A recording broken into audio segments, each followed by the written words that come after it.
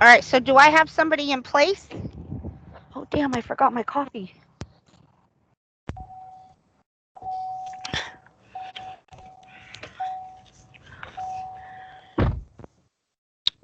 Hello? Yeah, I'm here. We are just waiting for others who has experience.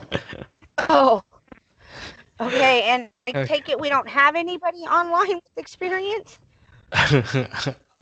I'm waiting for the same. Well, DNR is here. They have some problem with their mic. hmm And Where are we going, Ray Ray? Is that where we're going right now? All right.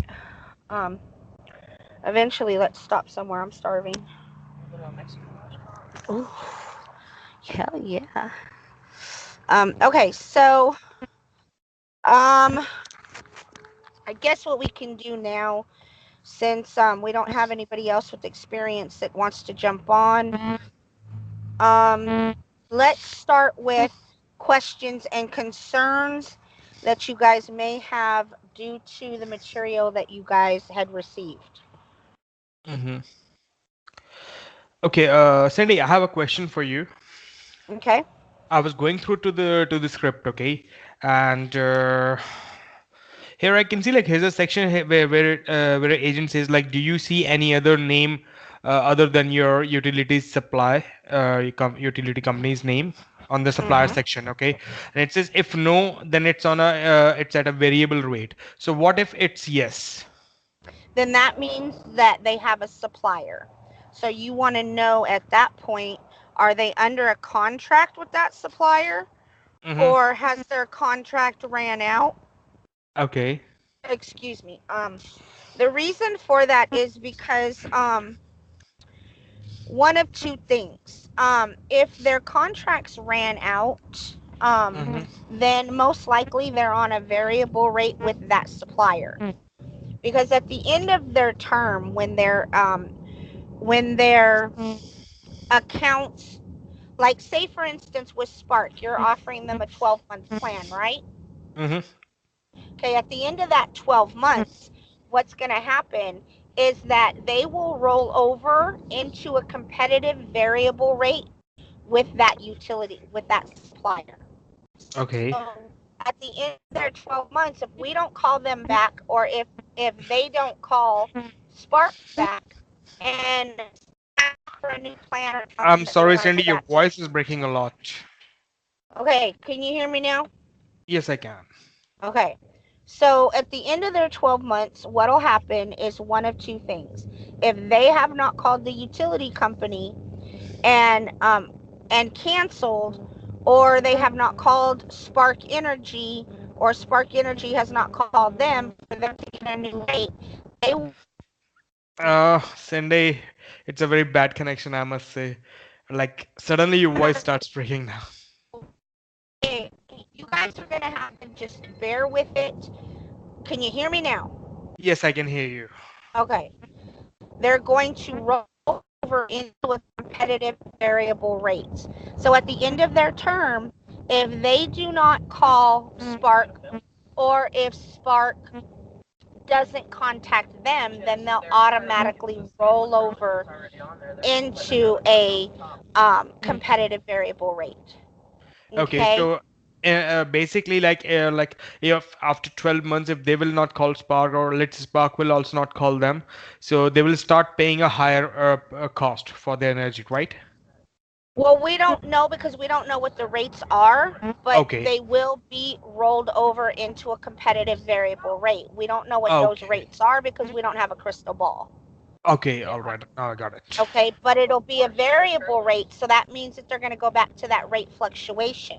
So it's Mm-hmm. best that they either call in and try to get another fixed rate, or they can just go back to their utility company. Okay. All right. Got it. But they have to request going back to their utility company. It's not something that happens automatic. Okay. All right. Okay. Got it. Got it. I got it. So basically, like Spark Energy is a supplier, like who has bought energy from a utility company, and now Spark Energy is selling that energy in retail, right?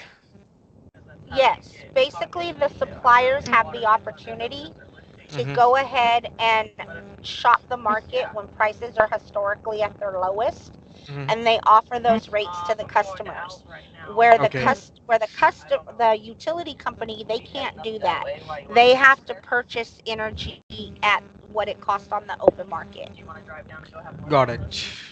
Okay, so like if I'm understanding it correctly, okay, if I'm understanding it correctly, okay, uh, it's as simple as that. Like I bought energy from a utility company in wholesale rate, okay, like in bulk, okay, Okay, you and can't then buy it from the not from the utility company, from a supplier.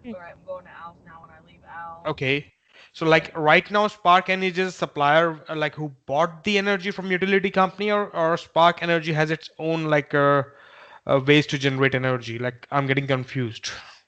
Okay, the utility company Mm-hmm. has to purchase energy from a supplier. It doesn't Okay. matter what supplier, they just have to purchase energy from a supplier. Okay? Oh. Now, when they do, they have to get it at what that supplier purchased it for. So, say I'm Duke Energy, okay? Uh-huh. I and Mrs. Fernandez is with Duke Energy, Mm-hmm. okay? Now, I have the right to not get my energy from Duke at whatever rate they offer it to me. I have the right to look outside of my Duke Energy and get it at a lower rate. Okay? Okay. Okay. Now, when I do that, I have the opportunity to get it from anybody that I want. That supplier that I get it from, they have the right to go out and shop the market when prices are historically at their lowest, and Mm-hmm. they purchase that at that rate in bulk, and they store it, and that's how they're able to offer it to the customer. Okay. So Okay? here Spark Energy is acting like a supplier or utility. They're a supplier, they're not a Okay. utility. Okay. Spark Energy is a supplier. Okay. All right. Yeah. Got it. Okay? And Okay. nobody can ever, ever, ever, ever take a customer from their utility company. So even if, because a lot of customers will say, "Oh, you're trying to get me to switch. You're trying to take me away from my utility company." Mm-hmm. Nobody can take them away from their utility company. The only thing that we can do is give them the opportunity to go with a supplier other than what their utility company may be able Mm-hmm. to go. So let's say like whenever any customer will ask, okay, okay, you know what, like you're trying to switch my utility company. So the perfect No, nobody rebuttal, can switch. Nobody, yeah. this is your rebuttal. No, sir. Nobody can change your utility but you. And the only way you can do that is by moving out of the district and into a district for a new utility company. And when you do that, if that utility company happens to be on the grid to choose, to get to for you to get a supplier, then you still have the opportunity to shop the market. But your utility company, we can't take you from your utility company So because your utility basically, company mhm. is the ones that have the meters, the Okay, poles. I understand. So basically, we can simply tell to the customer, if I'm not wrong, okay, sir, we are not trying to change your utility company. Your utility company will remain the same. It's just that we are like providing you a new supplier, okay, with the Hmm. same utility company, and we are trying to potentially save your money. There you go. Okay, perfect. But leave out the second utility. Okay. But perfect. You're absolutely right. What you're doing is setting them up with Hmm. an alternate supplier that Hmm. can give them a rate at a lower price than what their utility company can potentially do. Okay, all right, Okay, got it. I got perfect. it.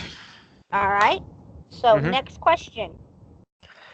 Well, so far this was the only question. I'm still researching on that. Okay. Anybody else? No, but none of you guys can ask me a stupid question or a question that you think is not relevant. It's when you don't ask me questions that I have concerns with, especially the ones of you that are new and have no concept of what you're doing right now. If you don't ask me questions and you don't have concerns, that's a concern for me. Okay, I have one more question then. There's one more question that might sound stupid, but I believe I should ask that. Okay, in your script there's a question where we are asking, do you want to provide an email today? So like we have to ask like the same way, or we can simply ask like, may I have your email? No, because the reason that it's worded that way is because alternate phone number and email are not necessary. So when you're in the portal, Mm-hmm. putting the customer's information in for the TPV, Mm-hmm. when it gets to the part that says, "Is there an email you want to provide?" the Mm-hmm. customer doesn't have to have one. So you can Okay. ask them, would you like to provide an email today? If not, it's fine. It's not Okay. mandatory. Do you Okay. wanna do you want to provide an alternate telephone number? It's not mandatory. You don't have to. And one more thing, like I was going through again in the script. Okay, there is a line which says, uh, just give me a minute. Yeah, here it says, once you receive that package, you will have PA 3 days. PA stands from Pennsylvania, right? Mm-hmm. And all others up to 7 days to change your mind. So a customer who is in Pennsylvania, he has like 3 days. He can cancel this particular deal like in within 3 days, and other for other states it's for 7 days, right? Am I correct? Right, business days. So if the Business day. customer gets the information on Friday, they have Mm-hmm. Friday, Mm-hmm. Saturday, and Sunday because those are free. They're not business. Uh-huh. Monday and Tuesday Okay. to All right. cancel without any penalty. If they cancel after Tuesday, then they're Mm-hmm. going to have a $75 cancellation fee.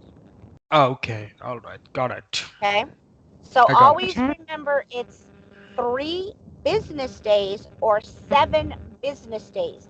And if they get that information in the middle Mm-hmm. um, of, a week, and then the Mm-hmm. weekend comes up, and then they still have a couple of days at the next week, yes, Mm-hmm. that is the way it goes because it's business days.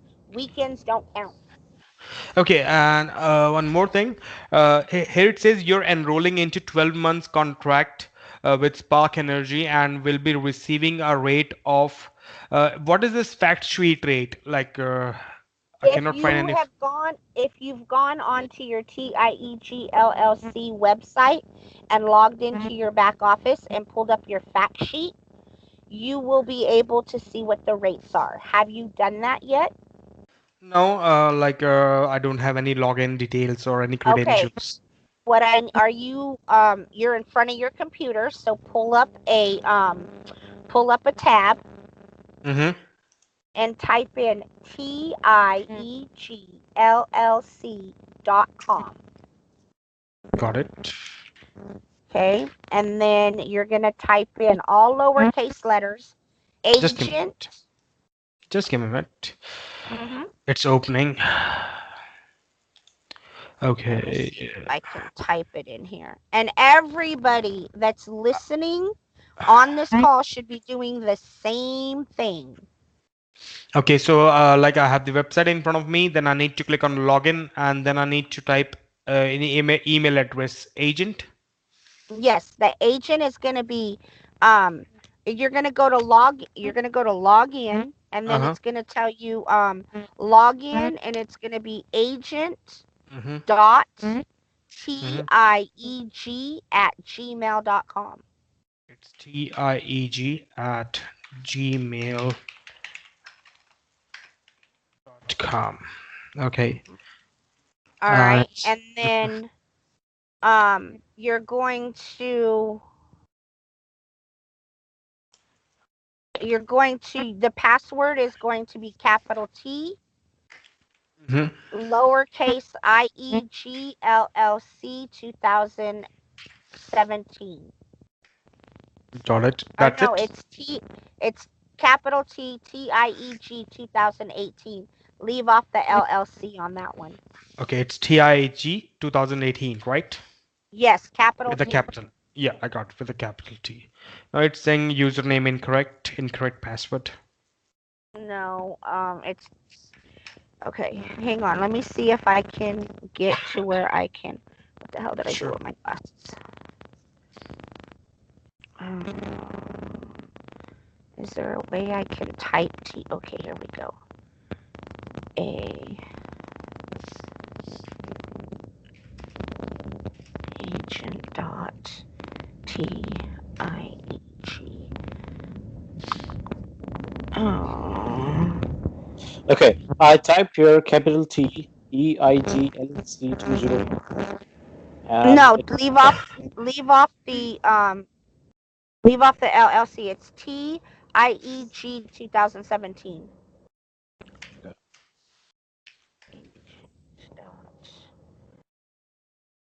Now, TIEG.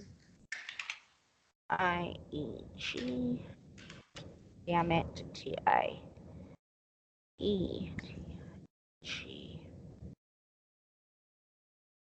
Let's see if it goes this way. See if we add LLC in that, it works out the password. Okay. So then it add the TIEG. TIEG. Um, damn it. At no. And then TIEG.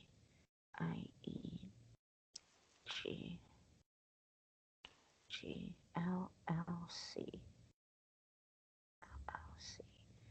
2017. Okay, guys, try that and see if you can get in. Yes, it's working. Having some problems with the mic, but I'm listening. Please continue the training. And I'm starting recording. Okay, not a problem. Um, yeah, CR. now I'm able to log in. Okay. All right. So you're gonna see that there's gonna be a white box and then it's gonna tell you Spark or Spirion. Do Mm-hmm. you see either one of those? Yes, it says Okay. parent back office. Okay, so they took Spark off. Okay, so I'm gonna have to have Spark put back on.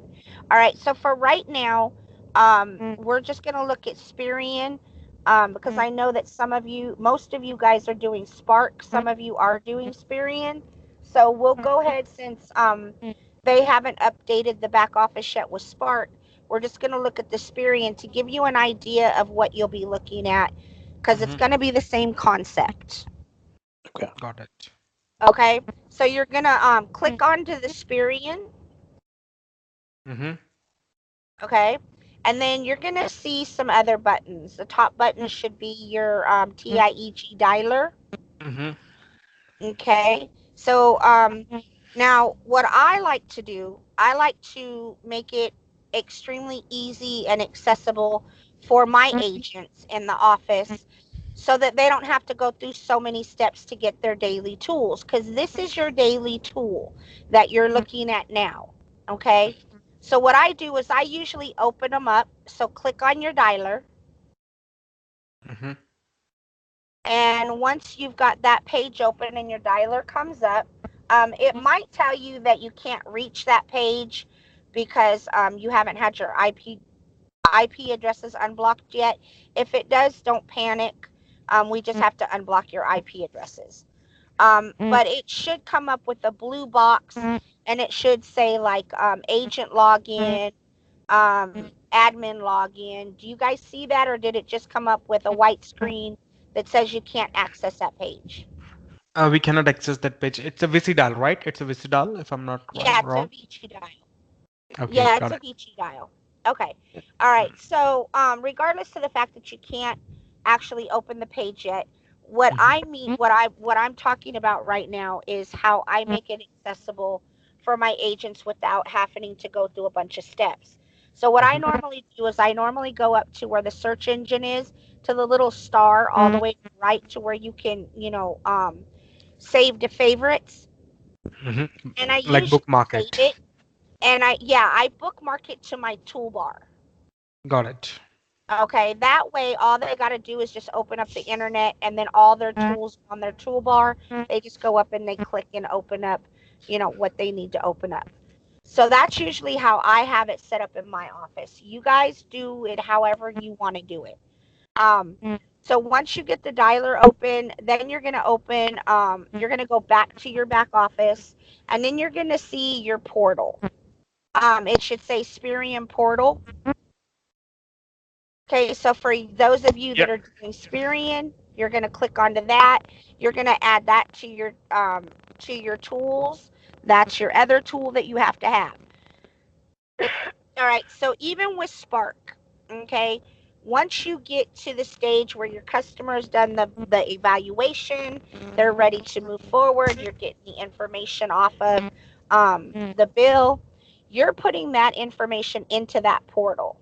And as you go through that portal is going to, um, you know, basically guide you. It's going to ask you for your product key. Um, and then it's going to ask you for the account number or the PODID number that we were talking about earlier.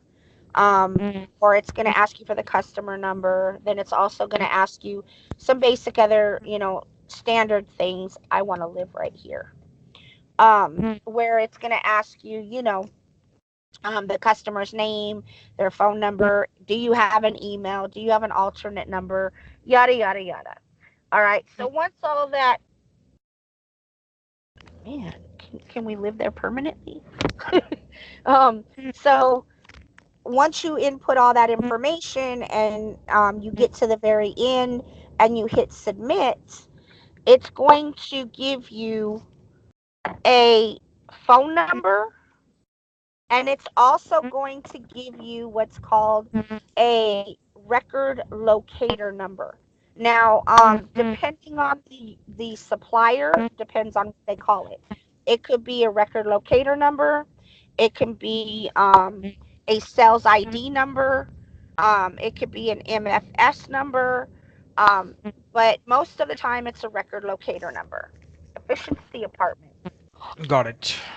Okay. And then Uh-huh. what happens is, and then underneath that number is going to be the telephone number to call Spirion or Spark. Okay. Got it. Once So you call basically that it's a number, CRM. Basically it's a CRM, right? yes, it is. Okay. Now, once you get over to customer service with them, and you've dialed that number, then they're going to, the operator is going to ask you for your record locator. That's going to be the number above the telephone number that you're going to give them. Mhm. Once you give them that phone number or that number, that is going to allow them to pull up absolutely every bit of information that you put in that portal for the customer. Mhm. Well, Cindy, that's Okay. perfectly fine, but I would request you one thing. Like right now, we are only imagining those options. Okay, so I would request you like once we have our like login IDs as well. Okay, so I would request you Oh just no, to just give a you recap. guys, this is okay. Listen to me. Uh-huh. These are just things we're going over. When Uh-huh. we get through training, each day is going to be a different process. Okay. Today is just going over the information, Okay. Okay. answering questions. Then Okay. tomorrow we'll be sitting down and we'll be going over deregulation, and then the next day we'll start looking at the script and the bills and how to analyze those, how Mhm. to go through your script properly. Each day will Mhm. be a new step.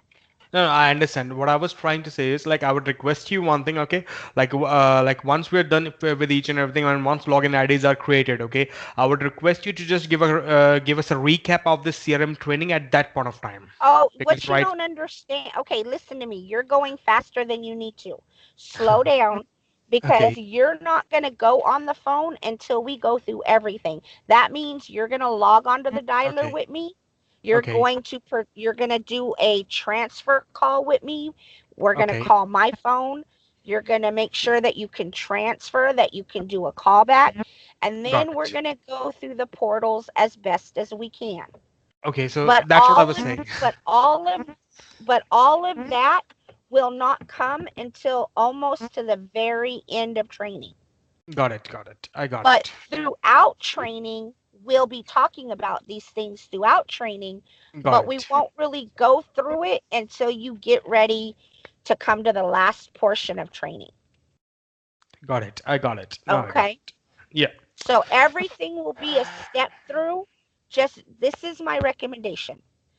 Don't overthink anything. You start overthinking it, you're going to overwhelm yourself, and then you're going to end up hurting yourself more than if um Hmm.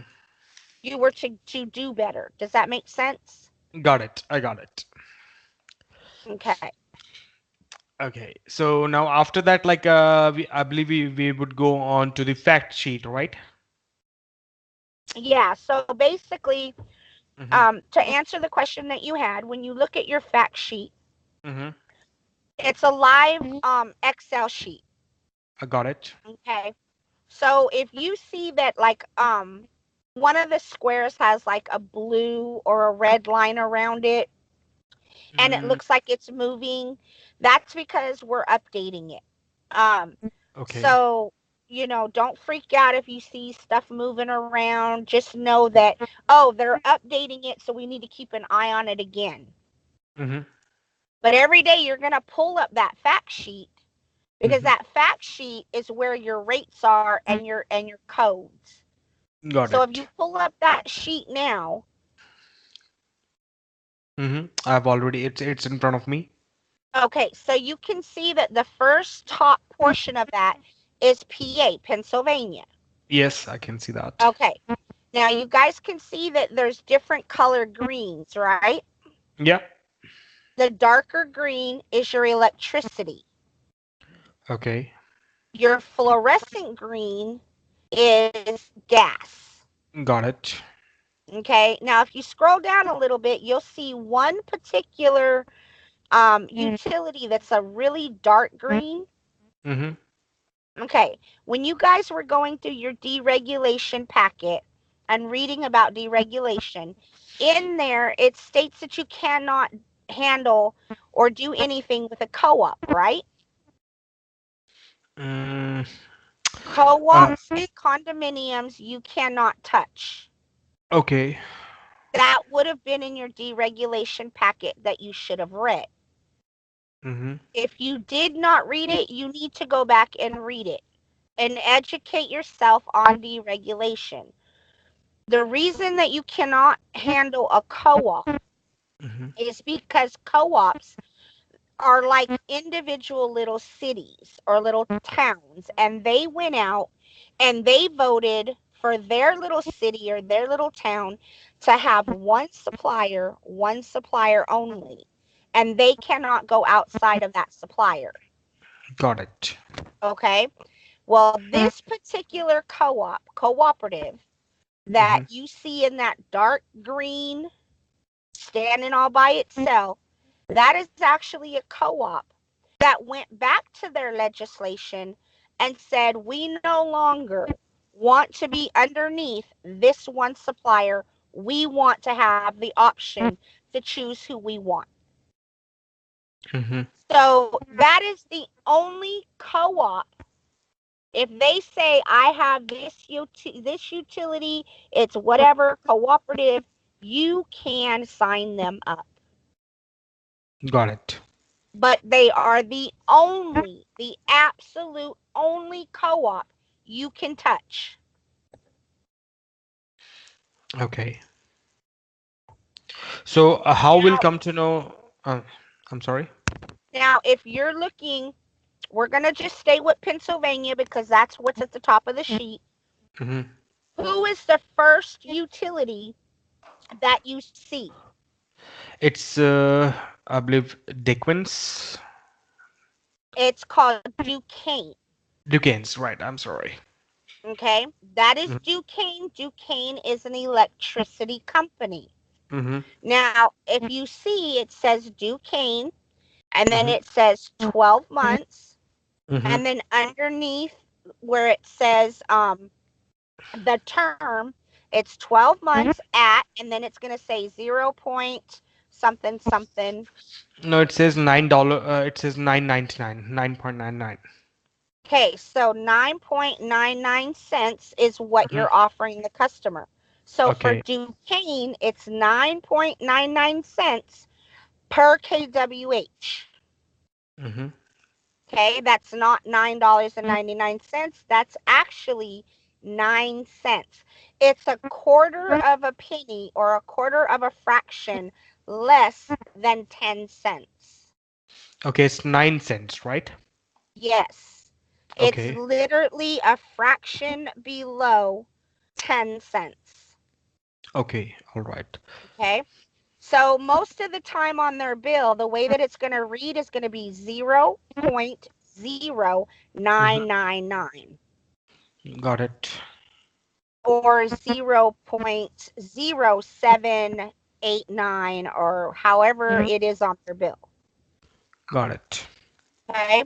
Now you see where it says TPV code or product code, Yeah, it says and TPV code. then it's got a 3-digit number. Yeah, I can see Okay. that. That is going to be the number that you put in for the product code in the portal. And then once you do that, and Mm-hmm. you put that code in, it's going to tell you what you have to have off the utility bill. Now, on that particular utility bill, I think it's the account number. Mm-hmm. Is that what it says on the screen? Because I'm mobile right now, guys. I It don't. says 10-digit electric supplier agreement ID, then TPV code, then Okay. it. Mhm. So it's your customer number that you have to have. Okay. So it's going to tell you that it's the 10-digit customer number that Hmm. you have to have on the bill. So Uh, when you've got the customer's bill and you're ready to put the information, okay, great. Now I need your 10-digit a customer number. You see that on your bill? And on the sample bills, and as we go over the sample bills, as we go through training, I'm going to show you where to find those things so that because you're going to be navigating your customer. mhm. Okay. Got it. Because this is all in your rate analysis. I got it. Okay. Okay.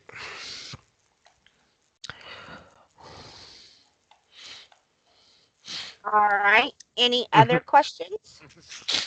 I'm done from my side. Okay. Anybody else have any questions?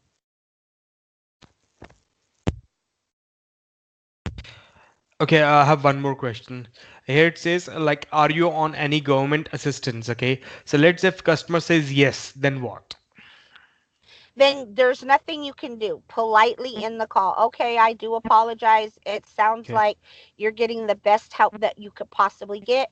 Have a great day. If anybody else calls you, just let them know Mhm. you get government assistance and to remove you off the list. Okay, all right. Got it. Okay. Thank you. If this is what happens. Okay, we used to be able to help customers that were like on budget billing, Mm-hmm. um, but we can't do that anymore. Are you guys familiar with budget billing? No. Okay, budget billing is where if a customer cannot pay their bill and they're low income, Mm-hmm. they can fill out an application for low income. And what the utility company does is the utility company will look at what their last year's usage was, Mm-hmm. and they'll go with the highest usage that the customer had. And they will estimate that for the next 12 months, that customer is going to use about the same amount of usage. And then they will set a price for the Mm-hmm. customer to pay every month. It could be $50 a month, it could be $100 a month, it could be $75 a month, but every single month, that's what that customer is going to pay. Got Now, it. what the utility company has done is they've went and looked at their annual usage for the past year, and they've gone with the largest amount. And what I mean by that is If the customer was at one point paying, say, 11 cents per kWh, that's what they're going to estimate their usage to be. Okay. Got Now, it. if the customer at any time over the course of the year goes over what their usage is, then they're going to end up owing the utility company money. Okay. Now, if Got it. they can manage to stay underneath what the utility company estimated that they used, then they will be able to get a credit from their utility company. Their utility company will owe them money. Mm-hmm. Got Well, it. what was happening was people would be able to sign up for a supplier and get a lower rate than what was estimated into their bill. So when the year came up, they were actually way under the amount of usage because the utility company doesn't go back and recalculate. And the Got it. utility company was ending up having to pay the customers a lot of money at the end of the 12 months. So what Mm-hmm. they've done now is they've taken that right away from a customer even on budget billing. Now, if they're getting regular government assistance like CAP, LIHEAP, residential heating, those are government assistant programs that either pay half or Mm-hmm. all of their electricity for the year. Okay. Now, if they're on that program and we sign them up for a supplier, they're going to get kicked off those programs and they will not get their utility paid for. Mm-hmm. So that's going to hurt the customer versus help the customer. Because if the customer can't pay their bill, even if they get a low rate, they're still not going to be able to pay their bill because they don't have the finances to do that. So they're getting their bill paid by the government. Okay. Okay, does that make sense? Got it. Okay. So that's why we can't do budget billing or any government assistance. Got it. I got it. Okay. Thank you. You're welcome. All right, any other questions Not yet. from any of you guys? Or any of you guys have any questions? And this is what's a concern to me. Out of four people that are on this call, only one center is asking me questions. Do any of you want to come off of training and go onto the phones? Because if you don't ask questions, you don't get your concerns answered, and you don't go through training with ease, you're not going on these phones. If you cannot get past me, you do not go on the phone. I believe it's me, Hitesh, they, and you, and it's only you like on the call. Like other four are not in the call even. Like if you talk about John, Kenneth, Rose, JS, they're Okay, not in the John call. doesn't need to. John, okay, that's another thing. Let's cover that. John Okay. and Kenny are our IT guys. Okay. All So, right. when it comes to getting your IP addresses unblocked, Mm-hmm. you guys, if you guys want to get your own leads, then what'll happen is you collect your leads, you send them to either John. For Spark, it'll be Kenny. For Spirian, it will be me. You'll send your leads to us. We send them to the supplier to be scrubbed, Mm-hmm. and then one of them two will upload them into whatever campaign we tell them. So, for instance, if it was you and you wanted you to go get your own leads and put your own leads in there, then we would make a separate campaign strictly for you, and nobody could get into it but you and your team. Got it. Okay? Well, got it. Well, right now, like it's me, Hitesh, and they on the call. Nobody else with you. Okay. Oy, Okay. okay. So, Okay. Cynthia, I just need to ask one more thing from you. Although all my doubts have been cleared by Ankush very well, but still, what Say if a that again. Wait. Say it again.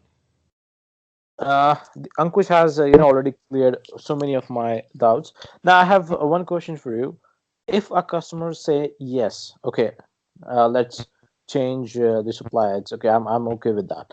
So in that case, how much time will it gonna take? Will the service will be interrupted? This is the basic concern of the customers. I believe.